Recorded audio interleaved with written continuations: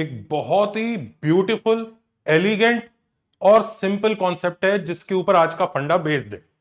Question आपके सामने है, कोऑर्डिनेट ज्योमेट्री का क्वेश्चन है। एक पैरेललोग्राम दिया हुआ है जिसकी चारों साइड्स की इक्वेशन हमें पता है, आपके सामने। ऑल्सो उसने क्या किया है कि साइड CD पर उसने एक पॉइंट P दिया है जो उसको 1:2 में डिवाइड करता है, और ये APB, ये P से इनको ज्वाइन किया, और ये जो ट्राइंगल और ये डायगोनल ज्वाइन किया। तो ये जो दो ट्राइंगल क्रिएट हुए, इनके एरियाज के डिफरेंस का बॉक्स यानी ग्रेटेस्ट इंटीजर फंक्शन मांग रहा है। तो बच्चे जब इस क्वेश्चन को पहली बार देखते हैं तो डेफिनेटली उनके दिमाग में यही सब क्लिक करता है कि हाँ हाँ काफी आसान है, एक काम करते हैं, पॉइंट A निकाल लेंगे, पॉइंट C निकाल लेंगे, पॉइंट B निकाल लेंगे सॉल्व करके। ये पॉइंट भी P जो है सेक्शन फॉर्मूला लगा के आ ही जाएगा, और E भी हम लोग इस लाइन की क्वेश्चन निकाल के इसको से सॉल्व करके कर ही लेंगे। तो ये पॉइंट भी मिल जाएगा, तो ट्राइंगल के तीनों वर्टाइसेस आ गए, तो ट्राइंगल का एरिया आ जाएगा। ऐसे ही इस ट्राइंगल का एरिया भी आ जाएगा। फिर सब्ट्रैक्ट करके बॉक्स वगैरह ले लेंगे, विच इज ओके, बात समझ में आती है। और फिर यही बच्चे बोलते हैं पेपर बहुत लेंदी आ गया, पेपर बहुत लेंदी आ गया, क्योंकि ये जो क्वेश्चन है ना, ये इतनी एलिमेंट्री कॉन्सेप्ट के ऊपर बेस्ड है, जो एलिमेंट्री कॉन्सेप्ट मतलब क्लास 6 का बच्चा भी समझ सकता है, इतना एलिमेंट्री कॉन्सेप्ट है। उस एलिमेंट्री कॉन्सेप्ट का नाम है बच्चों कारपेट थ्योरम। एक बार जरा उसको समझते हैं तो आपको देखेगा हाँ ये इतनी ऑब्वियस बात है, पर उस ऑब्वियस बात से ये क्वेश्चन और जो आज के बाकी क्वेश्चन है जो देखने में और भयानक लगेंगे, वो कितनी इजीली सॉल्व होंगे, जरा उसको देखते हैं। आइए जरा कारपेट थ्योरम को समझते हैं। कारपेट थ्योरम को समझने के लिए सिर्फ कॉमन सेंस चाहिए, सिर्फ कॉमन सेंस। हमारी फंडा सीरीज में हम वही यूनिक कॉन्सेप्ट्स लाते हैं जिनका एप्लीकेशन जेई के क्वेश्चंस में है, और जो बच्चों को नहीं पता होते, जिनकी वजह से बच्चे बोलते हैं क्वेश्चन लेंदी हो रहा है, क्वेश्चन परेशान कर रहा है। क्योंकि जब आप इस तरह से सोचोगे तभी आप एग्जाम में कुछ ना कुछ अप्लाई कर पाओगे। अब देखो ये कारपेट थ्योरम बहुत ही सिंपल सा एलिगेंट सा कॉन्सेप्ट है। वो पता है क्या कहता है? मान लीजिए दो कारपेट है, एक ऐसा कारपेट है और एक कारपेट है, और दोनों का एरिया सेम है। That is the first point of this carpet theorem कि दो शेप के कारपेट है, कोई भी शेप हो सकती है, कोई भी शेप, डजंट मैटर कि रेक्टेंगल है क्या, ये भी मैंने से रैंडम शेप ही बनाई है, और दोनों के एरियाज इक्वल है, इनिशियल एरियाज इक्वल।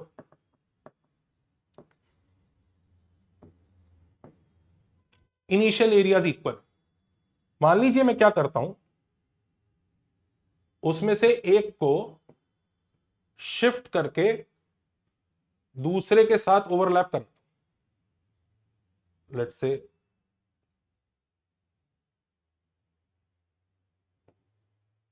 अब ओवरलैप हो गया, ठीक है। तो अब आप एक चीज समझ रहे हैं कि भाई कुछ पोर्शन ओवरलैप हुआ होगा, कुछ पोर्शन बच भी गया होगा। तो देखिए जरा, तो ये इस फिगर में you can very well see that there is a portion that is overlap, and there is a portion which I'll call it X, let's say X, जो कारपेट नंबर 1 का बाहर उस ओवरलैप के बाहर निकल रहा है, and there is a portion Y of carpet number 2 जो ओवरलैप के बाहर आ रहा है। Y जो है ये रेड पोर्शन है, ध्यान दीजिए Y इधर भी है, इधर भी है, और इधर भी है थोड़ा सा। तो Y मैंने जानबूझ के ऐसा लिया जिसकी कोई शेप आप समझ ना पाए। तो भाई तीन तरह के एरिया होंगे, एक ऐसा होगा जो दोनों में ओवरलैप हो जाएगा, एक ऐसा जो कारपेट 1 में एक्स्ट्रा बच जाएगा, एक ऐसा जो कारपेट 2 में एक्स्ट्रा बच जाएगा। और ये जो कॉमन एरिया है ए है, मान लीजिए A, let's call it A. तो एक चीज बताइए बच्चों, इनिशियल एरियाज इक्वल थे, करेक्ट? तो इसका मतलब A plus x was equal to A plus y. भाई initial area A plus x है उसका, और उसका एरिया क्या है? ए प्लस वाई, और ए दोनों साइड सेम है तो ए से ए कट जाएगा, तो x is equal to y. तो पहला फंडा ये कहता है अगर इक्वल कारपेट्स हैं और उनको एक के ऊपर एक रखो, तो ओवरलैपिंग के अलावा जो बचा हुआ एरिया आता है, जो एक कारपेट में एक्स्ट्रा है और इधर जो दूसरे कारपेट में एक्स्ट्रा है, वो इक्वल आएंगे। तो ओवरलैपिंग के अलावा वाला एरिया दोनों इक्वल कारपेट्स में इक्वल आएंगे। That is the first part. अच्छा, दूसरा पार्ट भी समझ लेते हैं इसी कारपेट थ्योरम का, वो भी बड़ा ही बेसिक सा है। वो पता है क्या कहता है? वो ये कहता है कि मान लीजिए ये कारपेट है, कोई भी शेप ले लीजिए, नॉट नेसेसरली रेक्टेंगल, मान लीजिए ये कारपेट है और लेट से कुछ तो दो एरिया हैं जो उसको मिलके, जैसे ये ब्लू एरिया और लेट से कॉल इट येलो एरिया, तो ब्लू एरिया और येलो एरिया पूरा कंप्लीट राउंड एरिया को कवर कर रहे हैं, करेक्ट। अब किसी को मस्ती सूझी, उसने क्या किया कि इस येलो एरिया को हल्का सा घुमा दिया, तो येलो एरिया ऐसा आ जाएगा, ये येलो एरिया होगा, कुछ पार्ट ओवरलैप हो जाएगा और कुछ पार्ट वेकेंट हो जाएगा। देखिए ये वेकेंट हो गया। अब ध्यान से देखो भाई, इनिशियली बी प्लस वाई मिलके कंप्लीट एरिया था, आपने घुमाया तो कुछ पार्ट डबल ओवरलैप हो रहा है, तो वो जो कमी छूट गई वो उस ओवरलैप की इक्वली तो होगी कि हाँ वो जो खाली एरिया छूट गया वो वही होगा जो इस वाई वाले कारपेट ने इधर लूज किया। तो इसका मतलब if two areas inside a big area completely overlap big area, completely cover big area, completely cover big area with zero overlap, ऐसा नहीं कि मतलब इनिशियली दोनों अलग अलग हैं पर मिलके पूरा एरिया कवर कर लेते हैं। Then in another arrangement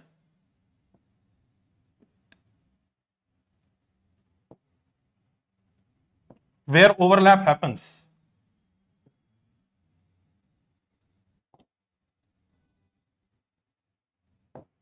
overlap is equal to vacant। ये सिंपल सा लॉजिक है। ये कारपेट थ्योरम के दो पोस्टुलेट्स हैं जिनको हमें अच्छे से समझना है।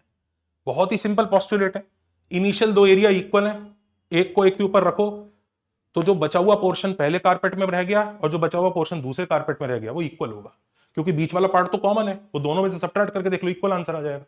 दूसरा ये भी बहुत सिंपल है, ये दोनों मिलकर पूरा एरिया कवर कर रहे हैं। अब इनको एक नया अरेंजमेंट में डाल के रखा तो कुछ पोर्शन ओवरलैप होने लग गया और कुछ पोर्शन खाली छूट गया बड़े वाले एरिया का, तो बड़े वाले एरिया का जो पोर्शन खाली छूट गया और जो ओवरलैप हो गया वो सेम होगा, क्योंकि जो यहां से छूटा होगा वो वहीं तो जाके एक्स्ट्रा बैठा होगा। तो ये सिंपल से दो पोस्टुलेट है, इनका यूज कैसे होता है आइए देखते हैं। लुक एट दिस क्वेश्चन, इस क्वेश्चन को जरा एक बार ध्यान से देखते हैं। इस क्वेश्चन में can you see this triangle APB, ये जो पूरा एक ट्राइंगल है, लुक एट दिस कारपेट, दिख रहा है सबको ये कारपेट? ये कारपेट इस पैरेललोग्राम के एरिया का आधा होगा, आपको पता ही है। अगर पैरेललोग्राम के बेस पर एक और ट्राइंगल बनाऊं जो उसकी सामने वाली साइड पे किसी भी पॉइंट पे जाता है, वो उस पैरेललोग्राम के एरिया का आधा होता है, हाफ बेस इनटू हाइट की वजह से। तो ये जो व्हाइट वाला APB is half of parallelogram. Similarly एक चीज देखिए, सिमिलरली ये जो एडीसी है ये तो डायगोनल है, डायगोनल की वजह से बन रहा है, तो डायगोनल की वजह से ये भी हाफ ऑफ पैरेललोग्राम होगा। तो हम ये बात मान ही सकते हैं कि इसका मतलब एपीबी और एडीसी की वजह से पहले ये पैरेललोग्राम इनको काट काट के चिपकाते और वो करते तो पूरा पैरेललोग्राम कवर हो जाता। हम आधा आधा छोटी छोटी स्ट्रिप्स काट काट के ऐसे चिपकाते ना फेविकोल से, तो ये पूरा कवर कर लेते मिलके।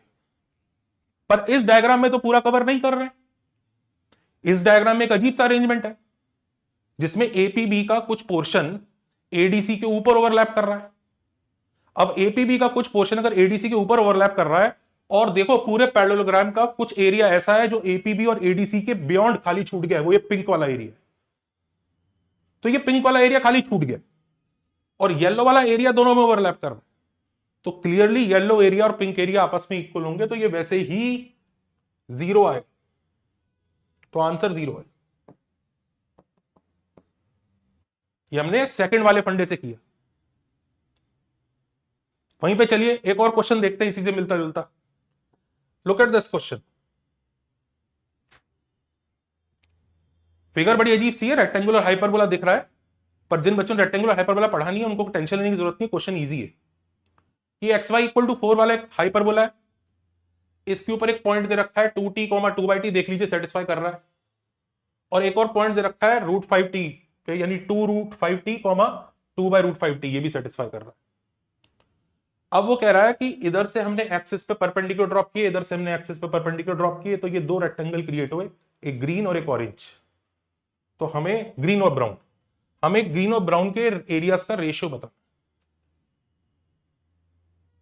अब डेफिनेटली हम ऐसा कर सकते हैं कि ये पॉइंट ढूंढ लें जो मिल जाएगा, ये पॉइंट ढूंढ लें, ये पॉइंट ढूंढ लें, ये ढूंढ लें, ये ढूंढ लें, और आंसर निकाला जा सकता है, ऐसी कोई बात है नहीं। लेकिन ये एक लाइन में भी हो सकता है। कैसे भाई? ये जो रेक्टेंगुलर हाइपरबोला है इसमें यही तो हो रहा है ना, एच, ये इसी को सेटिस्फाई कर रहा है। कोई पॉइंट है यहाँ पे P which is let's say H, K, तो ये H के इक्वल टू 4 को ही सेटिस्फाई कर रहा है ना। H के इक्वल टू 4 क्या होता है? व्हाट इज H के इक्वल टू 4? ये H है और ये K है, तो H के इक्वल टू 4 मतलब ये एरिया हमेशा 4 आता है। यानी किसी भी पॉइंट से अगर मैं एक्सिस पे परपेंडिकुलर ड्रॉप करूं तो जो रेक्टेंगल आता है उसका एरिया हमेशा 4 आता है। तो आप एक चीज समझ रहे हैं, ये जो एक बड़ा सा रेक्टेंगल बनेगा इसका भी एरिया 4 है, एक ये जो रेक्टेंगल बनेगा इसका भी एरिया 4 है, तो दोनों के दोनों, ये रेक्टेंगल वर्टिकल वाला और हॉरिजॉन्टल वाला का एरिया 4 है। पर ये ऐसे अरेंज्ड है कि इनका कुछ पोर्शन ओवरलैप हो रहा है और कुछ पोर्शन बाहर बचा हुआ है दोनों के अंदर। तो जब भी इक्वल एरिया वाले कारपेट्स ओवरलैप होते हैं तो बचा हुआ portion should be equal to बचा हुआ पोर्शन, तो सीधा सीधा आंसर 1 है, सीधा सीधा आंसर 1। इसी के ऊपर बच्चों मैं आपको एक होमवर्क का बड़ा प्यारा क्वेश्चन देता हूं, जरा उस क्वेश्चन को ट्राई कीजिएगा। दिस इज द क्वेश्चन कि C1 एक सर्कल है जिसका सेंटर ओरिजिन है और रेडियस 2√2 है। बिल्कुल जेई टाइप का क्वेश्चन है। जेई में एरिया अंडर कर्व के साथ कोऑर्डिनेट वगैरह मिक्स करके आप देख ही रहे हो कितने क्वेश्चन आते हैं, कभी पैराबोला कभी कुछ, बिल्कुल वैसा क्वेश्चन है। C2 उसका डायरेक्टर सर्कल है। जिन बच्चों ने सर्कल नहीं पढ़ा उन्हें डायरेक्टर सर्कल से दिक्कत होगी, तो मैं बता देता हूं C2 की इक्वेशन भी यही है, दी हुई है। इसका रेडियस 2√2 है, इसका रेडियस 4 है, इसके रेडियस से √2 टाइम्स होता है इसका रेडियस, सेंटर सेम रहता है दोनों का, ये डायरेक्टर सर्कल है। अच्छा, C3 और C4 कैसे सर्कल है? तो देखिए ये है डॉटेड वाला जो है ना अंदर, ये this is your C1, this is your C2 बाहर वाला, एंड C3 और C4, C3 और C4 वो सर्कल्स हैं जिनका रेडियस सेम है C1 से, यानी वो जो अंदर वाला सर्कल है उससे रेडियस सेम है, पर वो C2 को टच कर रहे हैं इंटरनली, मतलब अंदर की तरफ टच कर रहे हैं, ऐसे नहीं कि बाहर टच कर रहे हैं ना, अंदर की तरफ टच कर रहे हैं। और कौन से पॉइंट्स पर टच कर रहे हैं? जहां पर वो एक्स एक्सिस को कट करता है। तो ये डायग्राम है। क्वेश्चन है होमवर्क के लिए, find ratio of pink area upon green area. सब बच्चे कमेंट्स में आंसर बताएंगे। Take care, bye bye. ऐसे ही फंडों के लिए चैनल को फॉलो करते जाइए। और बच्चों, हमारी फंडा सीरीज में बहुत सारे अच्छे अच्छे वीडियोस हैं जो हमने तब पब्लिश किए थे जब हमारे चैनल पर इतना क्राउड नहीं आ रहा था। वो सारे फंडा वीडियोस भी एक बार देखिए। उसमें मैं आज जो आपको रिकमेंड करूंगा वो फंडा नंबर 2 रिकमेंड करूंगा। वो बड़ा प्यारा फंडा है, एक बार उसको जरूर देखिएगा। उसकी एरर कई बार बच्चे कर देते हैं। Take care, bye bye.